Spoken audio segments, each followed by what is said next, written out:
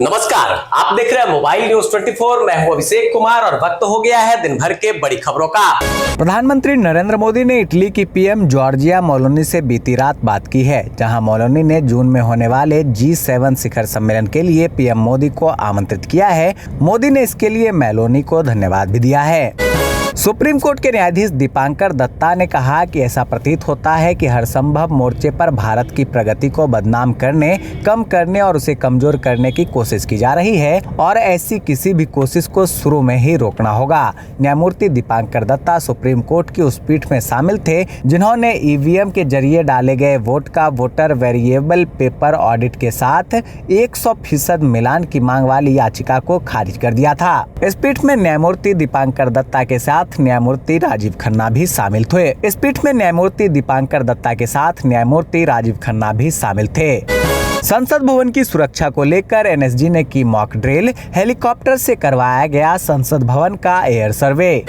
केरल के वायनाड में अब तक 57.74% हुआ मतदान। कांग्रेस नेता राहुल गांधी इसी सीट से हैं उम्मीदवार।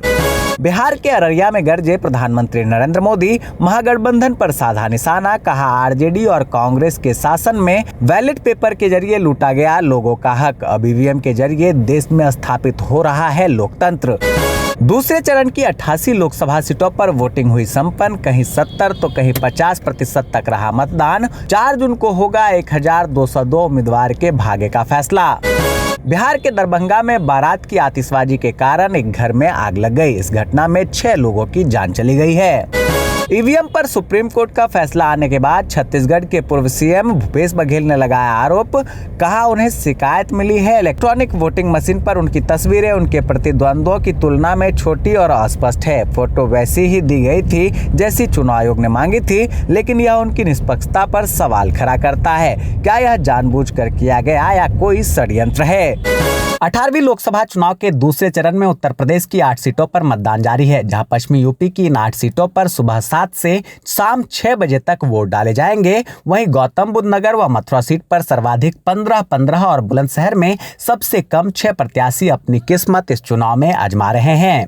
किसान सम्मान निधि के तहत अब तक बिहार के एक जिले में 2,96,475 किसान चयन किए गए हैं। इनमें 2,78,145 किसानों का eKYC हो पाया है, जबकि 18,330 किसानों का अब तक eKYC नहीं हो पाया है। एमसीडी के पूर्व मुख्य विधि अधिकारी अनिल गुप्ता ने बताया कि एमसीडी एक्ट का उल्लंघन रोकने के लिए जरूरी है कि पीठासीन अधिकारी की नियुक्ति हो। यह तभी संभव है जब दिल्ली के सीएम अरविंद केजरीवाल जेल से बाहर आकर फाइल साइन करे या फिर कोर्ट इसमें कुछ दिशा निर्देश जारी करे।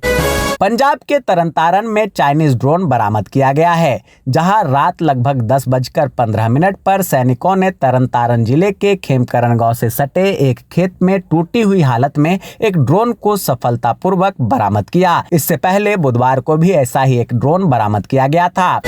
हरियाणा लोकसभा चुनाव को लेकर कांग्रेस हाईकमान ने टिकटों के आवंटन में पूर्व मुख्यमंत्री भूपेंद्र सिंह हुड्डा की पसंद पर मुहर लगाई है। जहां पिछले 3 लोकसभा चुनाव में लगातार 4 जाटों को टिकट मिलती रही, वहीं इस बार 2 पर दांव खेला गया है। जहां करनाल लोकसभा सीट छोड़कर बाकी 7 सीटों पर कांग्रेस ने बीजेपी की तरह ही सोशल इंजीनियरिंग फॉर्मूले पर मुहर लगाई है।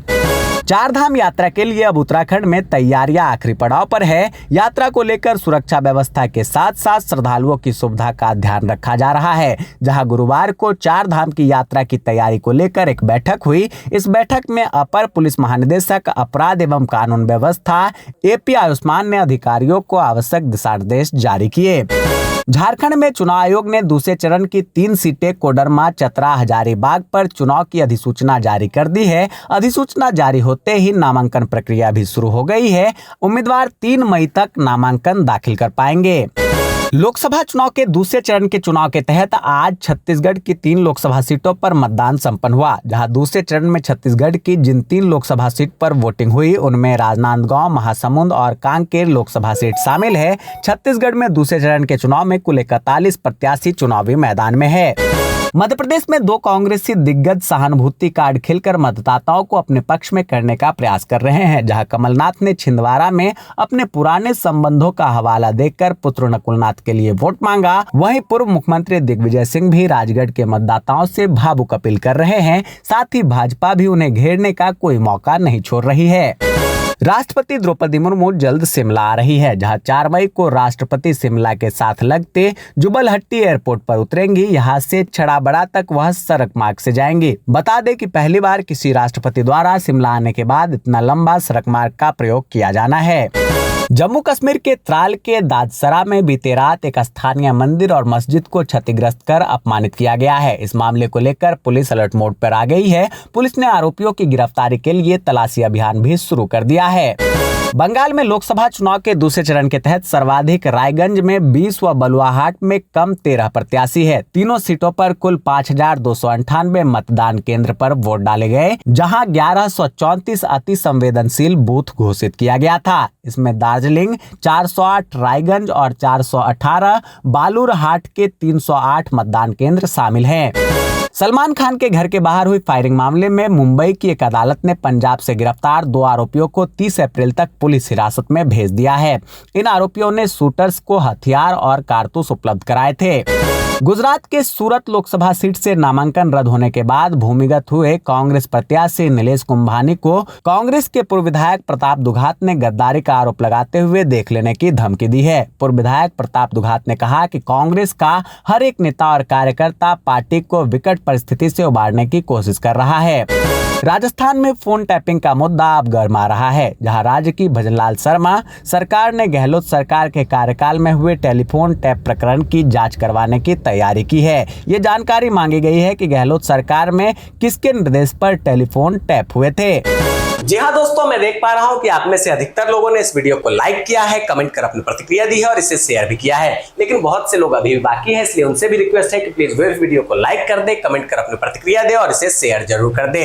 दोस्तों, ये थी दिन भर की बड़ी खबरें। ऐसे ही खबरों से अपडेट रहने के लिए चैनल पर नए हैं तो अभी चैनल को सब्सक्राइब करें, नोटिफिकेशन बेल के ऑल ऑप्शन को दबा दें, वीडियो को लाइक और ज्यादा से ज्यादा शेयर करें, ताकि देश और दुनिया की तमाम खबरों से आप और आपके जानने वाले रह सके अपडेट।